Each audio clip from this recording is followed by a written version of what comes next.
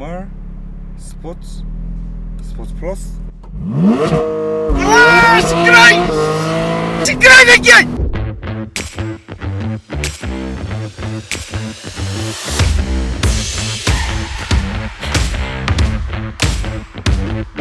자, 여러분 안녕하세요. 모스란입니다. 박스터 GTS 4.0입니다 자, 시작하기에 앞서서 혹시라도 본인이 박스터 GTS 2.5 오너다 라고 하면은 지금 당장 지금 뒤로 가기 누르시고 나가주십시오. 나가세요. 지금 당장 나가십시오. 그 혈압 오를 수 있기 때문에 나가시기 바랍니다.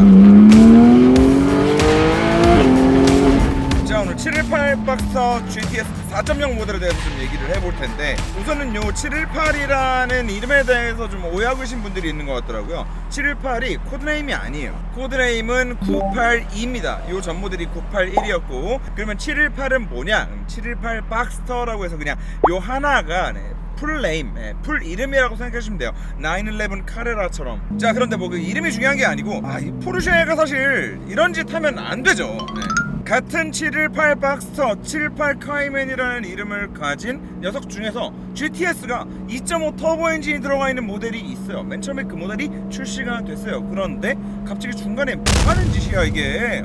아니, 그 위에 급을 만드는 것도 아니고 똑같은 718에 똑같은 GTS라는 코드네임을 가진 이 차에다가 엔진을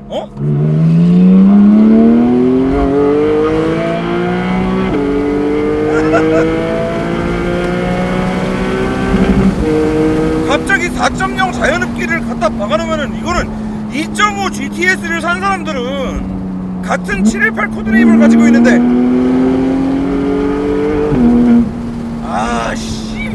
이거는 뭐 거의 엿먹으라는 거 아닌가라는 생각이 들어요. 물론 뭐 2.5 터보 모델이 그래도 뭐 시내 주행할 때는 조금 더 뭐 판치력도 좀 있고 연비도 조금은 좋을 수 있고 팝콘 소리도 조금 더 나지 않고 뭐 그러냐 라는 말씀을 하실 수 있는데요. 그럴 거면은 그냥 저기 박스터 S나 타지 뭔 GTS를 안 그래요? 이거지! 소름 돋아. 그리고 단지 뭐 터보 엔진이고 자연흡기 엔진이고를 다 떠나서도 원래 포르쉐는 GTS라는 모델을 아래에 있는 모델을 뭐 좀 더 업그레이드하고 뭐 좀 터빈 사이즈를 좀 키우고 출력을 뭐 어떻게든 매핑으로 조금 더 높이고 해가지고 GTS 모델을 만드는 브랜드가 아니에요. 포르쉐는 GTS라는 이름에 굉장히 진심인 애들이란 말이에요. 그리고 그거는 뭐 파나메라나 카이엔만 봐도 알 수 있는 건데, 포르쉐가 파나메라랑 카이엔 GTS를 만들면서 절대로 그 아래급 S 모델에 들어가는 2.9L 터보 엔진 V6 엔진을 가지고 더 업그레이드하고 튜닝해서 GTS 모델을 만들지 않죠. 터보 엔진 GTS 모델을 만들 때 그 위급 터보 라인업에 있는 엔진을 디튠해서 넣습니다. 그리고 뭐 카이엔이랑 파나메라를 떠나서 뭐 911이나 하다못해 뭐 요 전 모델 981 박스터만 하더라도 마찬가지였어요. 그런데 사실 이번 718 박스터를 처음 런칭하고 나서 17년이었던 것 같아요. 17년에 GTS라고 딱 런칭을 했는데, 뭐야? 2.5 터보, 저거 S에 들어가는 그 2.5 터보를 그냥 조금 튜닝 시킨 것 같은데 저거를 그냥 넣어가지고 GTS 모델을 만들었더라는 거죠. 그래서 사실 그걸 보면서 굉장히 좀 찝찝하기는 했으나, 그래 뭐 포르쉐도 탄소 중립에 동참해야지, 환경 생각해야지, 그래 다운사이징 해야지 라고 생각하면서 그냥 그러려니 하고 있었거든요. 근데 뭐야, 2년 있다가 이게 무슨 뒤통수야 도대체? 물론 뭐 4.0 NA 엔진 에미션 어떻게든 맞추겠다고 GPF 들어가고 뭐 들어가고 뭔 놈의 필터는 또 뒤지게 많이 들어가가지고 배기 소리가 살짝 우리가 981 GTS를 생각하면은 딱 떠올리던 그 진짜 막 고막을 막 찢어버리려 그러는 그런 앙칼진 사운드는 없어지긴 했는데, 그래도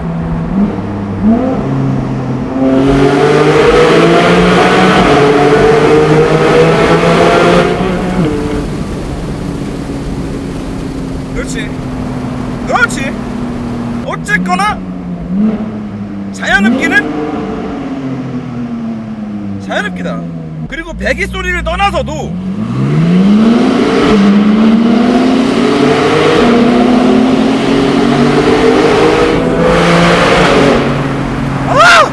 이 NA 엔진이 주는 고RPM RPM에서 5000rpm 넘어가서의 쥐어짜는 느낌은 항상 얘기하지만 자동차라는 물건을 가지고 놀면서 가장 큰 희열을 맛볼 수 있는 포인트가 아닌가라는 생각이 들어요. 아까도 말씀을 드렸지만 물론 718 박스터 2.5 GTS 좋죠. 차 좋아요. 빠르고 아무리 4기통이라 하지만 4기통 또 수평대항에서 주는 또 그 박스 엔진의 그 리스폰스와 거기에 또 터보 2개 딱 걸었는데 터보 2개를 걸고 그 출력을 뽑으면서도 어쩜 이렇게 리스폰스까지 다 잡는 이 RPM 한 눈금 한 눈금 움직일 때마다의 박력은 진짜 정말 너무너무 대단하다고 얘기할 수 있고, 또 어쩌면 시내에서 그냥 적당히 쏘고 다니는 분들한테는 그게 더 맞는 엔진 세팅일 수 있겠다는 생각도 들지만, 역시나 또 이 얘기를 하고 나면은 드는 생각은 그런 분들은 S가 있는데 뭘 굳이 라는 생각이 결국엔 돌고 돌아서 또 드는 거죠. 다시 말해서 포르쉐에서 이 GTS 라인업은 오히려 그 터보 라인업보다도 좀 스페셜함이 있어야 되는 라인업이라고 생각을 하거든요.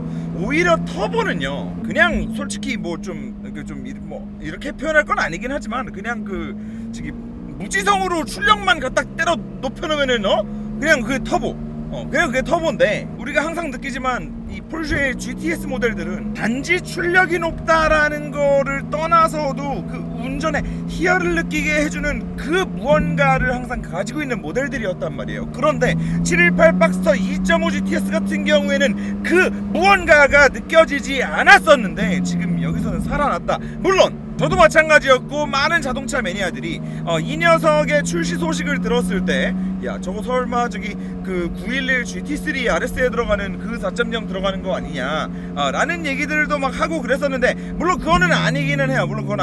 걔는 그리고 RPM도 막 8500, 9000 가까이 쓰고 그랬었죠. 아까도 보셨겠지만 얘는 RPM은 수동으로 놓고 때려도 한 7800 RPM이 맥스예요. 전 처음에 출시 소식을 들었을 때 RS 엔진 들어가는 거 아닌가라고 굉장히 크게 좀 기대를 했었는데, 그건 아니지만 그게 아니더라도 어쨌든 이제 여기 들어가는 GTS 엔진은 카이맨 GT4 그리고 718 스파이더, 그 스페셜한 두 녀석에 들어가는 4.0 NA 엔진을 디튠해서 가지고 들어온 거란 말이죠. 이제야 진짜로 GTS 다운 엔진이 들어간 거라고. 그리고 그 엔진을 갖다 박아 놓고 얘는 미드십이잖아요. 미드십 5rpm 쥐어짜면서 코너도 타면서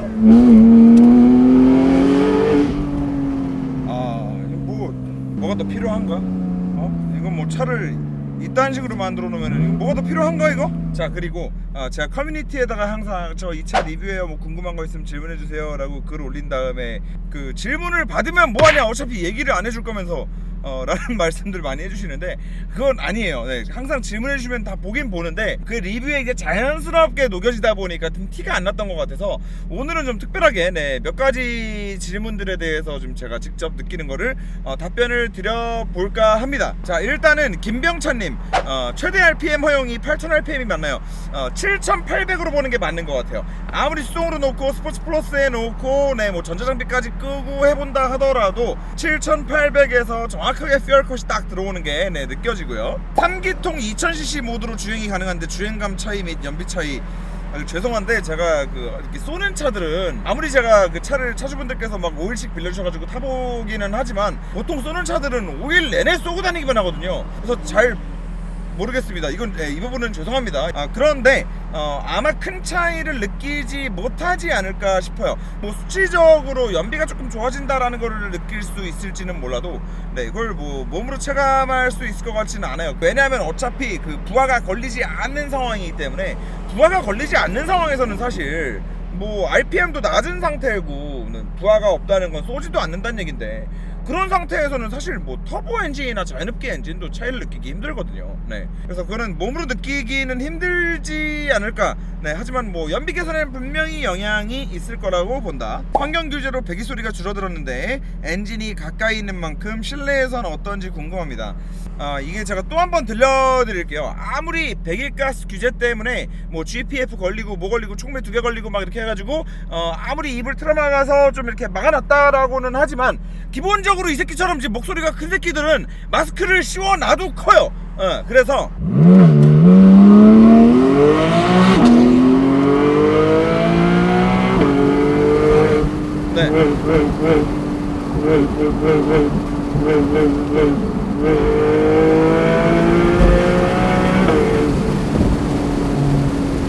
뭐 충분하다.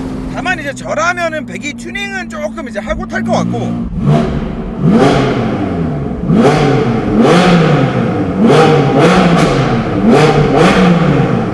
이 정도면 됐지 뭐.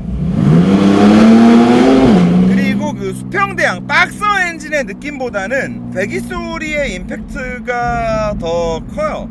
네, 그래서 오히려 911보다도 이 박서 엔진의 감성을 운전자가 느낀다, 박서 엔진의 그 진동을 느낀다 라는 거는 오히려 이게 엔진이 오히려 더 가까이 있음에도 불구하고 911보다는 조금 떨어지지 않나 라는 생각이 들고요. 하지만 뭐 그렇다고 해서 안 느껴진다라는 게 아니라 굳이 엔진의 감성과 배기의 감성을 따져보라면 배기가 조금 더 큰 것 같다. 자, 다음 질문. 생노말 가성비 2.0 박스터 크로노팩만 있다고 가정하고 가성비 측면이나 성능 차이 비교가 듣고 싶습니다. 이 부분은 아까 말씀드렸던 내용이랑 좀 겹치는 내용이기도 한데요.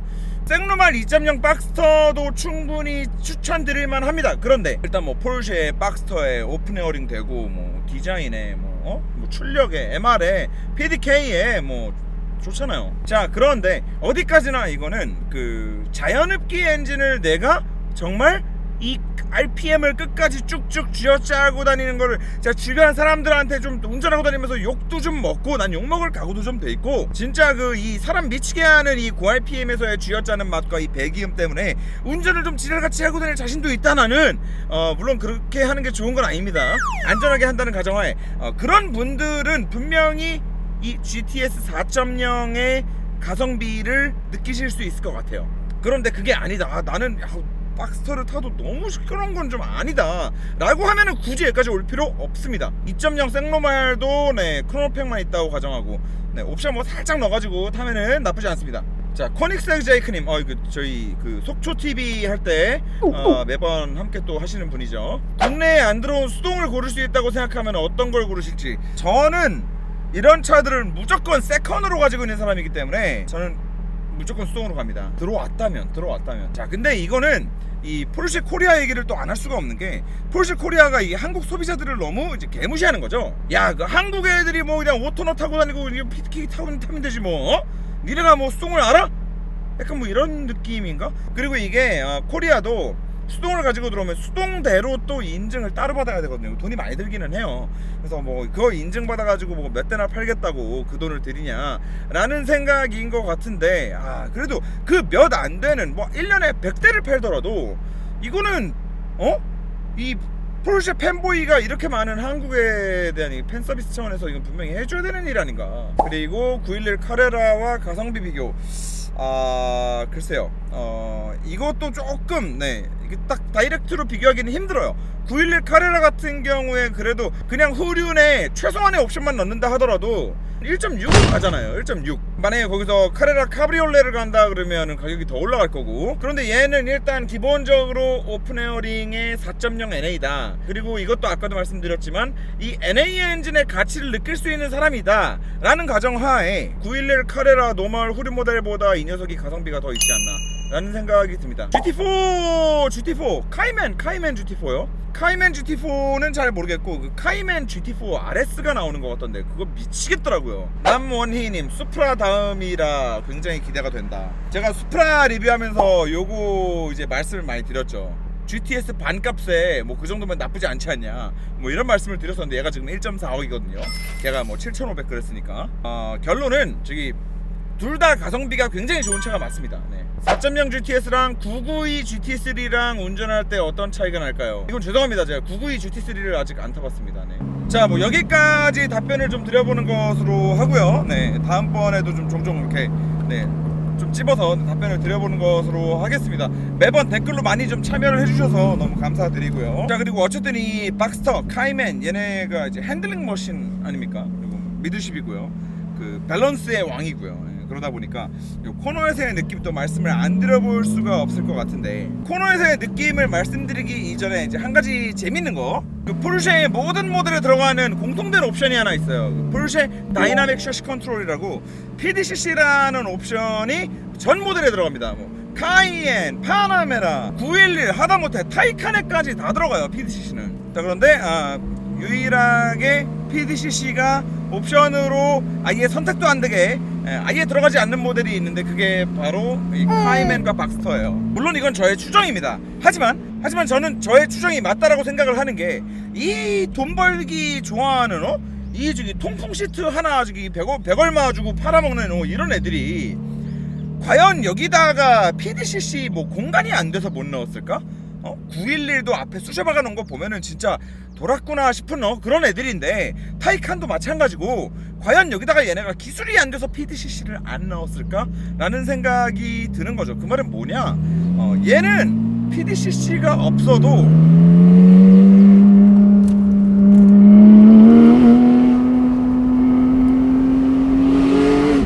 그냥 이 태생이 밸런스가 너무 좋은 거죠. 너무 우리가 뭔가 막 좀 민첩한 운동을 해야 될 때 이게 뭔가 무게중심이 낮은 게 유리한 그런 운동들 있잖아요. 옛날에 그 저기 김병만 막 그거 막 하는 거 봐. 그런 거 할 때 내가 유리하겠어 우리 감독님이 유리하겠어? 내가 유리하지. 그리고 이 박스터나 카이맨의 코너링은 단지 안정적이다, 단지 안정감이 있다 에서 그치는 게 아니에요. 안정감이 있고 와 코너에서 노면을 정말 잘 잡고 있는다, 롤을 정말 많이 억제시킨다 라는 거에서 그치는 게 아니라 얘는 한술 더 떠서 지금 네 바퀴의 그립이 어떤 상황이구나 라는 게 몸으로 좀 느껴지는 차죠. 그리고 그게 바로 밸런스가 좋은 차가 갖는 최대 장점이 아닐까라는 생각도 드는데, 일단 코너에서도 뭐 핸들링이 날카롭고 뭐 그런 것들은 당연한 거고요. 이 네 바퀴가 주는 그립이 좀 정확하게 느껴지면서 내가 여기서 지금 악셀을 더 밟아도 되는구나, 내가 여기서 스티어링을 더 넣어도 차가 받아줄 수 있겠구나 없겠구나가 몸으로 지금 정확하게 피드백이 온다라는 거는 단지 차가 코너를 얼마나 안정적으로 돌아나갈 수 있냐랑은 또 다른 얘기거든요. 정말 그야말로 그 운전 재미의 영역인 거죠. PDCC하고 후륜주행까지 다 들어간 911이 얘보다 분명히 코너는 빠를 거예요. 더 빠를 거예요. 하지만 이게 더 재밌을 거라는 거지. 이건 내가 온몸으로 느끼면서 타고 있거든. 마츠다 MX-5 같은 차들을 사람들이 왜 재밌어하고 왜 환장하는지, 도요타 86 같은 차를 왜 환장하는지를 생각해보시면 쉽지 않을까 라는 생각이 들고, 그 와중에 이건 진짜 수동까지 나왔으면은 갑자기 또 수동이 좀 막 아쉬워지는 뭐 그런 부분이기도 한데, 자 뭐 그렇습니다. 차주분은 옵션을 막 이것저것 많이 넣으셔가지고 1.4억 1.4에 출고를 하셨는데, 솔직히 저는 요 718에 들어가는 요 카본 요거 있죠, 718에 들어가는 카본은 나 이거 왜 이렇게 수전사 카본처럼 난 이거 왜 이렇게 안 예쁘지? 그리고 저는 718은 요 가죽도 사실 조금 별로 마음에 안 들어요. 막 고급스럽지가 않은 것 같아. 그래서 얘는 이제 좀 가성비로 한 1.25나 1.3 안으로 해서 한 대 뽑으면은 요거는 향후 한 10년 동안은 재밌게 타지 않을까. 희소성도 좀 느끼면서 소장 가치도 좀 생기면서 괜찮지 않을까라는 생각이 들고, 어차피 GTS 4.0 구매를 고려하신다라고 할 정도로 차를 좋아하시고 운전을 좋아하시는 분이라면 이거는 카이맨이 되게 살만할 것 같다. 분명히 완전 다르거든요. 이 강성에서 느껴지는 게 완전 다르기 때문에 고RPM 쫙쫙 짜내고 다니는 맛이 좀 더 좋지 않을까? 라는 뭐 그런 생각도 좀 들고요. 좋은 차네요. 자, 오늘 리뷰는 여기까지 하는 것으로 하겠습니다, 여러분. 요즘에 속초TV 열심히 하고 있잖아요. 많이 같이 참여해주시고 응원해주시고 결과를 함께 또 분석해주시고 하면 재밌지 않을까. 전기차 시대가 성큼성큼 굉장히 생각보다 빠르게 다가오고 있잖아요. 그 와중에 우리가 이 전기차의 실제 주행 가능 거리를 좀 검증을 하면서 소비자들 입장에서의 인사이트를 계속 좀 늘려나간다라고 하면 분명히 그 혜택이 또 우리에게 돌아오지 않을까라는 생각이 듭니다. 감사합니다. 끝.